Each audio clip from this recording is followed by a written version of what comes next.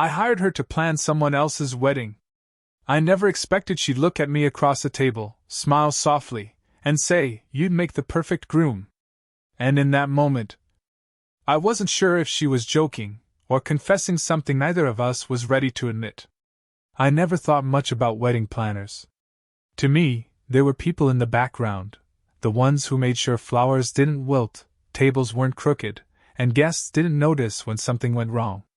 But the day I met her, all of that changed. Her office smelled faintly of lilies and coffee, a mixture that shouldn't have worked but somehow felt grounding. Papers were spread across her desk in neat stacks, ribbons draped over the edge like they belonged there. And behind it all sat a woman who looked both polished and quietly human in a way that caught me off guard. She must have been around 42, maybe 43. Her hair was pinned back, but a single strand had slipped loose, brushing against her cheek. She didn't tuck it away immediately. She let it fall, as if she knew some imperfections were more beautiful left untouched. When she glanced up, her eyes didn't just meet mine, they paused. Like she was taking a measure of me, but also like she saw more than what was in front of her. I swallowed, suddenly aware of my own posture, of the way my hands were shoved too casually into my pockets. We shook hands, hers warm and confident, her grip firm but not rehearsed. "So," she said, flipping through a file, "you're here about the wedding?" "Yes," I replied, my voice steady though my chest was not. She began asking questions, colors, venues, timelines, her tone efficient, professional. Yet every so often, she slipped in a joke, her smile curving in a way that felt like she couldn't help herself. And when she laughed, it wasn't polite. It was real. I don't know what made her say it. Maybe it was the way I hesitated when answering a question, or the way I leaned back like I was more of an observer than a participant. But she looked up from her notes, eyes locking on mine with an expression that was both playful and strangely serious. "You'd make the perfect groom," she said. For a second, the words didn't register. They just floated in the air between us, soft but heavy. Then, slowly, my heart began to thud harder than it should have. I wanted to laugh it off. I wanted to assume it was a casual remark, a light joke to break the ice. But the way her gaze lingered, just a fraction too long, told me it wasn't only that. I felt my throat tighten as I managed a small smile. "That's a strange thing to tell a client." Her lips curved again, but this time her eyes flicked down to her papers quickly, as though she'd revealed more than she intended. She brushed that loose strand of hair behind her ear, her movements deliberate now, controlled. The moment passed. She carried on with her questions. I answered them. On the surface, nothing had changed. But deep down, I knew something had. Because in that single sentence, in that accidental slip of words, she had opened a door neither of us had planned to touch. And I couldn't stop wondering what would happen if we walked through it. The funny thing about planning a wedding is how many hours you spend on details most people will forget within minutes. The color of napkins. The exact fold of an invitation. The number of steps between the ceremony arch and the first row of chairs. And yet, those hours became the highlight of my week. Not because of the wedding, but because of her. We met in coffee shops, in half-lit ballrooms, in quiet corners of florists' studios. Always surrounded by lists, samples, decisions. But gradually, the work started blending with something else. A rhythm.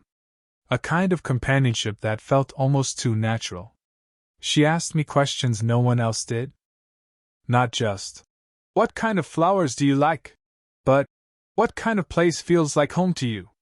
Or, "What color do you think you could live with every day without getting tired of it?"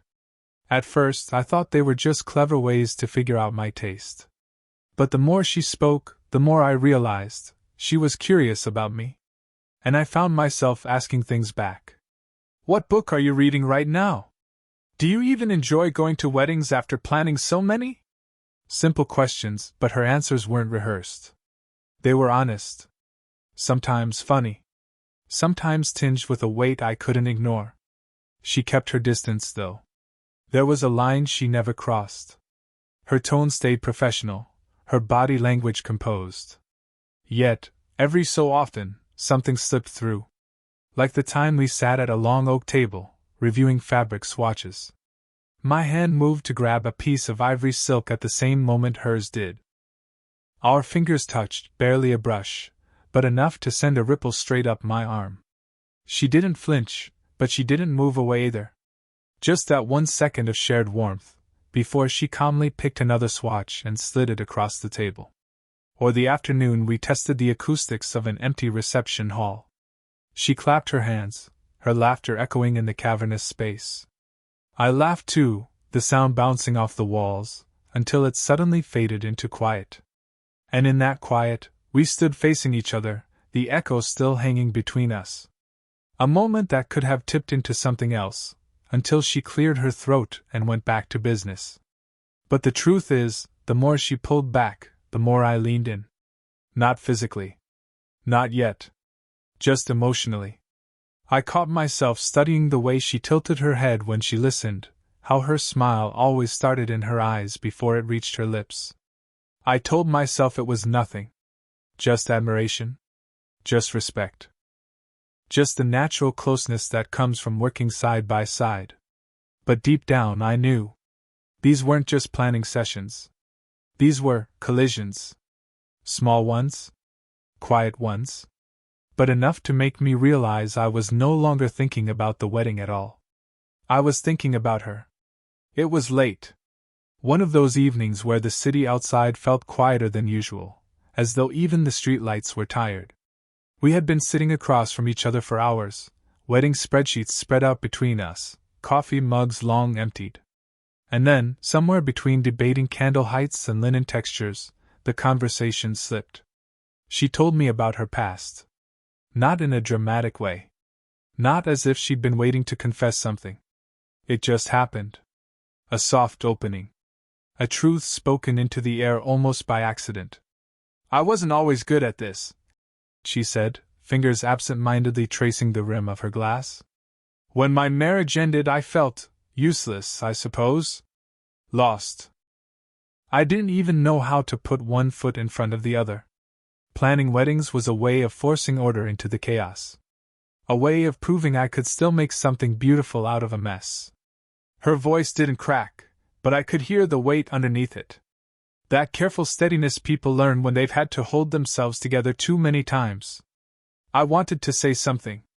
To tell her she wasn't broken, that she had more grace in the way she arranged flowers on a table than most people carried in their whole lives. But my throat tightened, and all I managed was, "That makes sense." She smiled faintly, like she knew I'd said less than I wanted to. And then it was my turn. I found myself admitting things I hadn't told anyone, not even the person whose wedding I was supposedly helping plan. I told her how restless I felt. How sometimes I wondered if I was walking into commitments I wasn't ready for. How life, at 26, still felt like a puzzle missing half its pieces.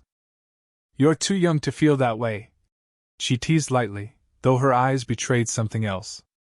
Maybe recognition. Maybe regret. "Too young?" I repeated, trying to laugh it off. "Or just too young for you to take seriously?" The words slipped before I could stop them. She tilted her head, studying me. There was no sharpness in her look, just a quiet thoughtfulness that felt more dangerous than any harsh reaction. Then, almost as if to protect me from myself, she glanced down at her notes again. A long silence stretched. Not heavy. Not awkward. Just still. The kind of silence that says everything without saying a word. I wanted to reach for her hand.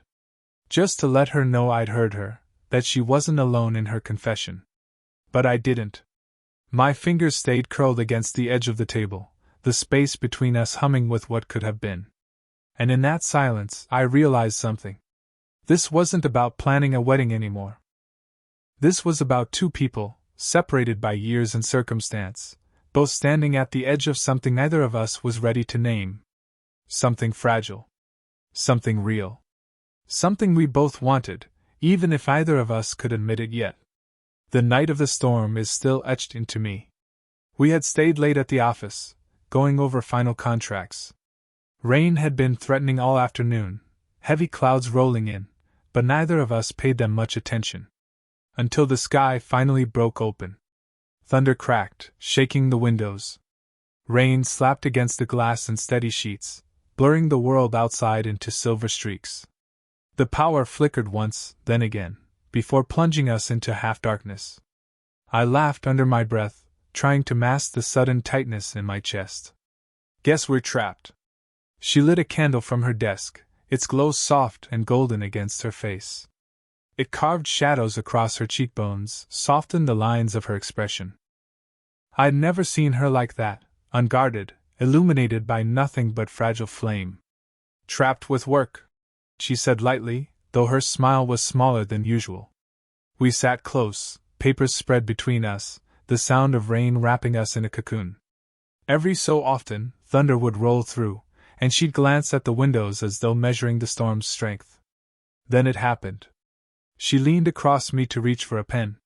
Her arm brushed against my sleeve, just the lightest pressure, but it was enough. Enough to ignite that strange, almost unbearable warmth under my skin. Neither of us moved right away. Her sleeve lingered against mine, her perfume, jasmine and something earthier, curling into my lungs. And then, as if realizing it all at once, she pulled back. Too quickly. The pen slipped from her fingers, clattering onto the desk. For a moment neither of us spoke. The storm filled the silence, the rain's rhythm loud, insistent. Finally, she busied herself with the papers, voice steady but not entirely convincing. We should try to finish the guest list tonight. But her hands betrayed her. I saw it. The slight tremble as she held the pen. The way she avoided my eyes, even though a part of her seemed to want to look at me. I wanted to say something. To bridge the gap. But instead, I found myself studying her in the candlelight. The shadows, the curve of her neck, the faint tension in her jaw. And when her eyes finally lifted to mine, even for a second, it felt like everything stilled. We were leaning toward each other. I swear we were. Not by choice, not by plan. Just two people pulled by something neither of us wanted to name. And then she pulled back again. The moment shattered. We should focus, she said softly, and there was a finality in it. I nodded, but inside my pulse was still racing. Because in that storm, in that flicker of closeness, I realized something I hadn't let myself admit before. We weren't just dancing around feelings anymore. We were already caught in them. It was a week after the storm when she said it again. We were sitting at a cafe this time, away from the endless spreadsheets and fabric swatches. A neutral place. Safer, I think. The kind of space where emotions don't have to echo so loudly. She had insisted on buying the coffee. Black for her, cappuccino for me. The cups sat between us, steam curling upward, carrying with it that familiar bittersweet scent. Outside, the city moved in its usual rhythm, people passing, traffic humming, but at our table, the world felt quieter. She was in the middle of checking a calendar when she paused. Closed the book. Looked at me with that same searching expression she'd worn the first time. You know, she said softly, you really would make the perfect groom. Her words landed differently this time. Not playful. Not teasing. Her smile was still there, but it faltered halfway, as if she couldn't quite hold it steady. And her voice, there was a crack in it. Barely noticeable, but enough. I set my cup down, my heart suddenly too loud in my chest. You keep saying that, I told her. She looked down at her hands, fingers wrapped around the warm porcelain. Do I? Yes, I said, leaning in slightly. And I can't tell if you're joking, or if you mean it. For a moment, she didn't answer. The cafe seemed to hush around us. Then she exhaled, a sound that carried both relief and regret. I shouldn't say things like that, she admitted. Her eyes lifted to mine, and for once, she didn't look away. It's just, sometimes, when I'm sitting here with you, I forget the context. I forget the roles we're supposed to be playing. And I catch myself thinking, what if it were different? Her words tightened something inside me. My chest ached, not in pain, but in recognition. What if it were different? I repeated softly. She gave a small, sad smile. Then maybe I wouldn't have to keep reminding myself how old I am. Or how young you are. Or how messy people would think this is. Maybe I could just enjoy this. The weight of her honesty hung between us. I wanted to reach across the table, to close the space with something real, something physical. But all I could do was rest my hand on the wooden surface, close enough that she would notice, but not touching.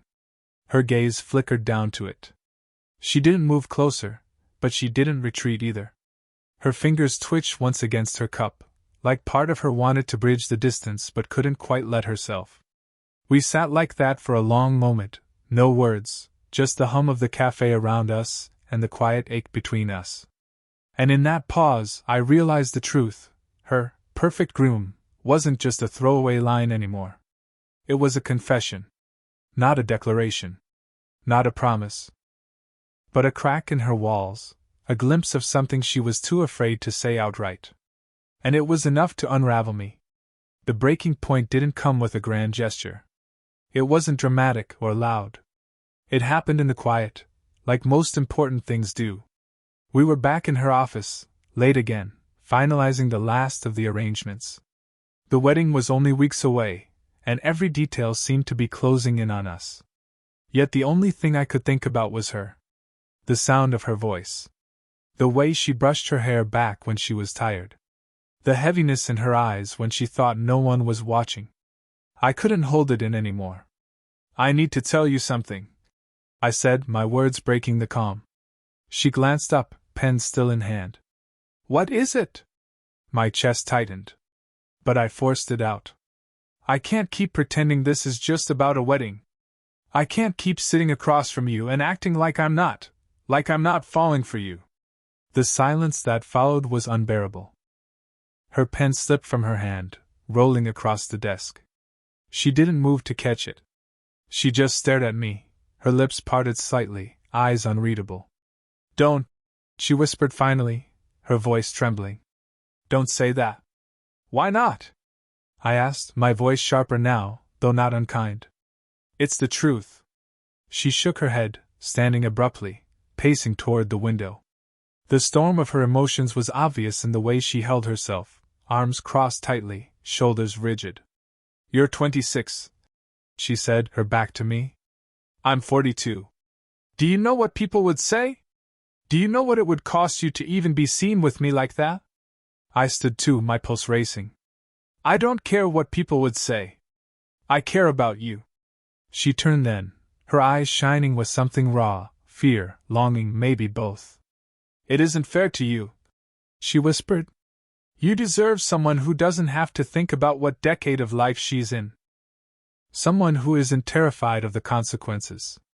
I stepped closer slowly, like I might spook her if I moved too quickly. My hand reached out instinctively, hesitantly. And then she did something I didn't expect. She caught my hand before I could even touch her. Gripped it tightly, her fingers trembling against mine. Don't you see? She said, her voice breaking now. This is exactly why we can't. Because I want to hold on, and I know I shouldn't. My throat ached. I squeezed her hand, feeling the warmth of her skin, the fragility in her grip. Then don't let go, I whispered. For a moment, it felt like the world disappeared. Her forehead leaned almost into mine, our breaths mingling in that fragile space between us. Every part of me begged to close the distance. To kiss her. To erase every line she had drawn. But she didn't move. And neither did I. Instead, we stood there, caught in the pull of something bigger than both of us.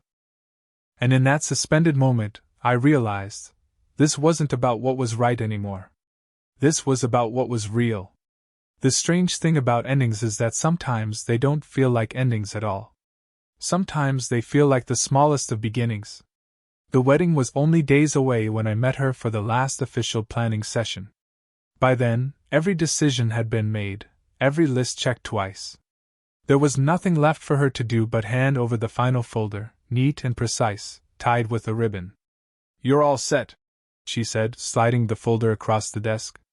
Her voice was calm, professional. But her eyes, they told a different story. A quiet weariness.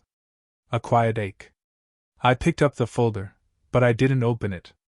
Instead, I asked softly, "And us? Are we all set too?" Her lips curved faintly, a smile that wasn't quite a smile. "Us? You know what I mean," I said. "I don't want this, whatever this has been between us, to just end because the paperwork is finished." She didn't answer right away. She stood, reaching for her coat, wrapping it carefully around her shoulders. I thought maybe she would leave me with silence. That she'd let the professional goodbye be the only one. But when she turned, there was something different in her eyes. A softness. A decision. "Walk with me," she said. So I did. We stepped out into the cool evening. The city was alive around us, cars sliding past, laughter spilling from open doorways, the faint smell of roasted chestnuts from a vendor on the corner. And yet, somehow, it all felt muted, as though the night belonged to us alone. We walked side by side, close but not touching. Her scarf brushed against my arm now and then, a quiet reminder of her presence. Neither of us spoke at first. The rhythm of our steps seemed to carry its own conversation. Finally, she sighed, her breath fogging in the cold air. "I don't have an answer for you. Not one that will make sense. Not one that will make this easy." I nodded, waiting. "But," she continued, her voice lower now, steadier, "I don't want to pretend any more either. I don't want to keep calling you the perfect groom like it's just a joke. Because the truth is, I meant it. Every time." The words wrapped around me, warmer than the night air. I slowed, turning slightly toward her. "Then let's stop pretending." She hesitated, her eyes searching mine, as if testing whether I understood what I was asking. Then, finally, she reached for my hand. Carefully. Tentatively. As though it were a fragile thing that might break if she gripped too hard. Her fingers slid into mine, warm and sure. And for the first time, she didn't pull away. We kept walking, hand in hand, saying nothing more. We didn't need to. The city could carry its own noise. Between us, the silence was enough. And maybe we didn't know where this would lead. Maybe we didn't have a plan, or a label, or a future mapped out neatly in a folder. But we had this moment. We had honesty. We had choice. And as her hand held mine with quiet certainty, I realized that was enough to begin.